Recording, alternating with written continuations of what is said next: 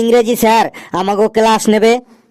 হ্যাঁ, নতুন স্যার খুব রাগী, তোরা কিন্তু কেউ বদমাইশি করবি না। না না, আমরা খুব ভালো, আমরা কোনোদিনও বদমাইশি করি না। চুপ, স্যার আসছে।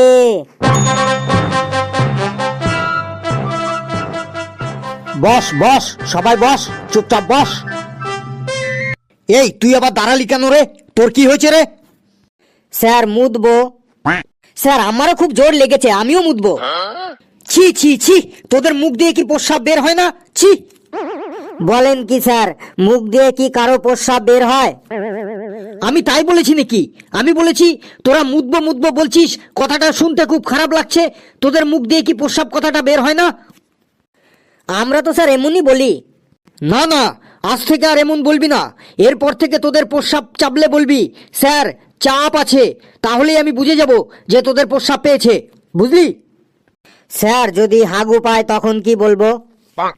স্যার আমি ওকে বলে দিচ্ছি, শোন, যদি প্রস্রাব পায় তাহলে বলবি স্যার একটু চাপ আছে, আর যদি হাগু পায় তাহলে বলবি স্যার চাপের বাপ আছে।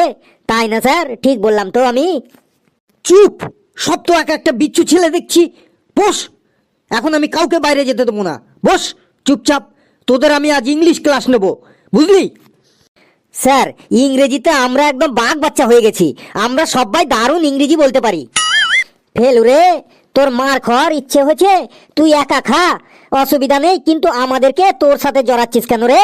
স্যার কিন্তু খুব রাগী রে। আমি একা জলে পড়বো কেন, তোদেরকে সাথে নিয়েই পড়বো। স্যার কি ইংরেজি ধরবেন ধরুন, আমরা সবাই একদম ইংরেজিতে বাঘ বাচ্চা। বাহ, আই এম ভেরি হ্যাপি, শুনে খুব আনন্দ পেলাম। বেশ, someone say something about a cow. কি হলো, সবাই চুপ করে আছিস কেন? সে টেল, বলো বলো। কি কি বললেন sir? Say something about a cow. মানে স্যার একটু পরিষ্কার করে বাংলায় বলুন, কি বলতে হবে? কেন, এই তো এই মাত্রই তো তুই বললি ইংরেজিতে তোরা কি যেন বেশ কিসের বাচ্চা যেন। স্যার ও বাঘ বাচ্চা বলেছে। স্যার আমরা না, ওই ফেলু একাই ইংরেজিতে বাঘ বাচ্চা। তুই ইংরেজিতে প্রশ্নটাই বুঝতে পারছিস না, আবার তুই ইংরেজিতে নিজেকে বাঘ বাচ্চা বলছিস? স্যার না, মানে আমার অসুবিধাটা হলো যে আমি ইংরেজির প্রশ্ন বুঝি না, কিন্তু ইংরেজিতে উত্তর দিতে পারি। কি বলতে হবে বাংলায় একবার বলে দেখুন, আমি ঠিক ইংরেজিতে উত্তর দিয়ে দেবো। ফেলু রে, আজ তোর এক ঘাও মাটিতে পড়বে না রে, বাঘ বাচ্চা। শেষ পর্যন্ত দেখতে যা। Say something about a cow, আমি একটা গরু সম্পর্কে বলতে বলেছি। একটা গরু সম্পর্কে কিছু বল, মানে একটা রচনা বল গরু সম্পর্কে ইংরেজিতে, দেখি কেমন পারিস। ও স্যার গরু সম্পর্কে বলতে বলেছেন? স্যার বলছি বলছি। The cow is the very important residential animal in our life. We tell the cow is cow mother, মানে গোমাতা। The cow is 4 leg and 1 leg in the center of the backside. The cow is 2 eyes, আমাদের মানুষের থেকে something big. The cow is 2 শিং in the head when the cow is angry.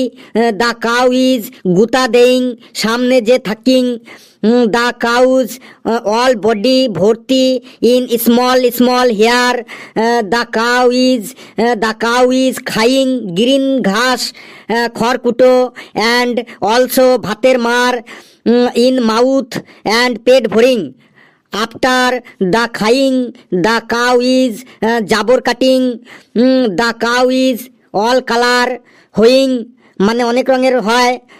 Example white, black, বাদামি and ছোপ ছোপ colour. The cow our milk দেইং, and the cow milk is very very পুষ্টিং, মানে গরুর দুধে খুব পুষ্টি থাকে।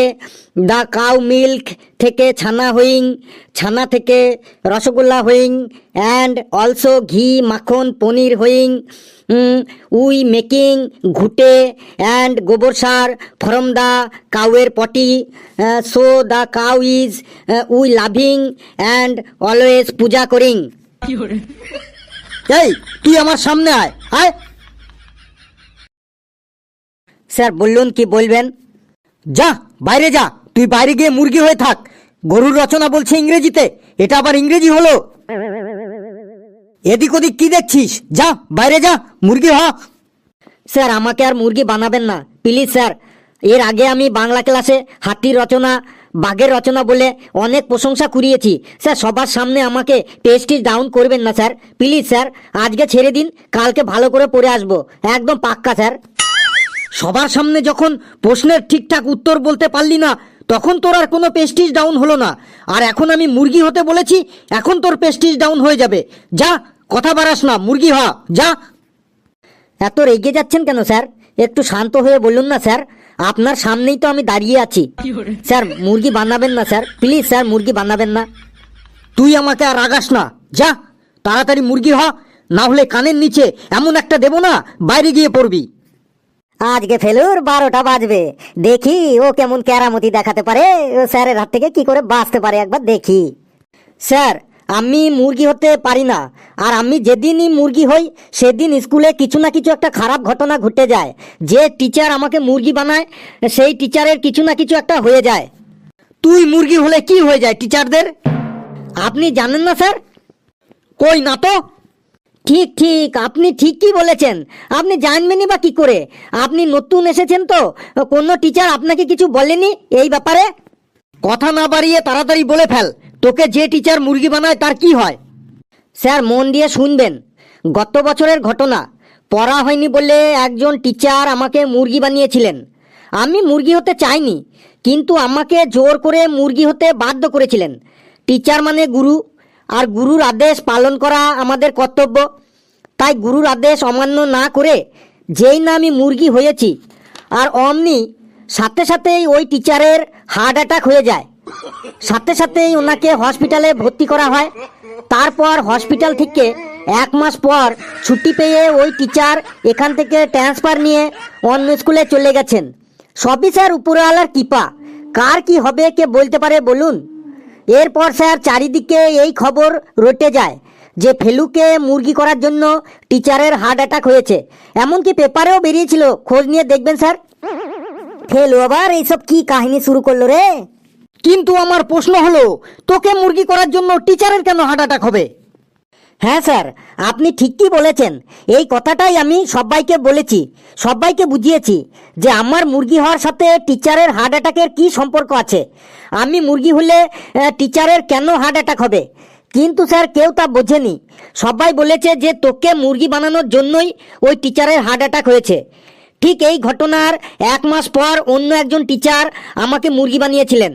আমি মুরগি হবার সাথে সাথেই ওই টিচারেরও হার্ট অ্যাটাক হয়ে গেছিল। তিনিও 1.5 মাস হসপিটালে ভর্তি থাকার পর এখান থেকে ট্রান্সফার নিয়ে অন্য জায়গায় চলে যান। তারপর থেকে সবাই একদম শিওর হয়ে গেল যে ফেলুকে যে টিচার মুরগি বানাবে সেই টিচারেরই হার্ট অ্যাটাক হবে।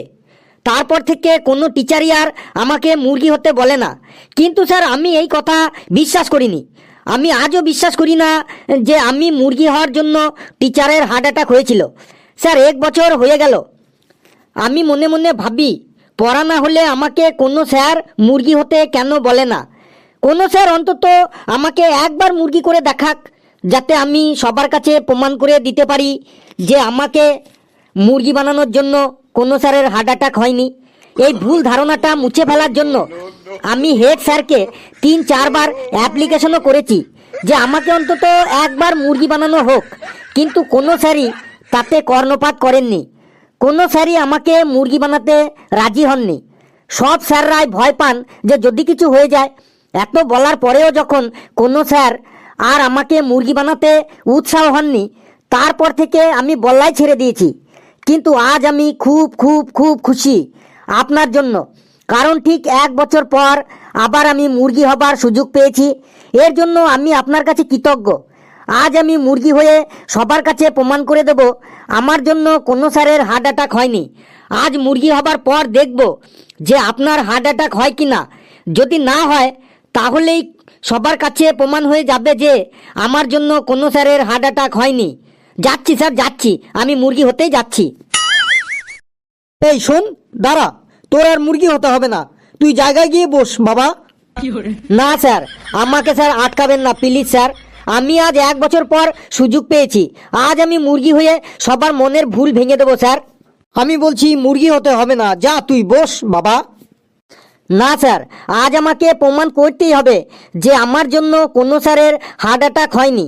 আমি এখন মুরগি হবার পর যদি আপনার হার্ট অ্যাটাক হয় তবে প্রমাণ হয়ে যাবে যে সবাই যেটা বলে সেটাই সত্যি। আর যদি আপনার হার্ট অ্যাটাক না হয় তাহলে সবার কাছে প্রমাণ হয়ে যাবে যে কথাটা মিথ্যা। মিথ্যার বোঝা আর আমাকে বয়ে বেড়াতে হবে না।